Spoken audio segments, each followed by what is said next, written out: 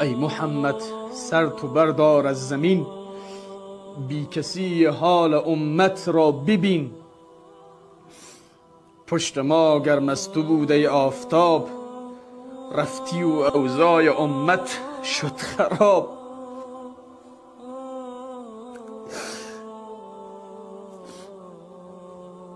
کاروان امتت بی رهبر است، ای محمد پیکر ما بی سر است.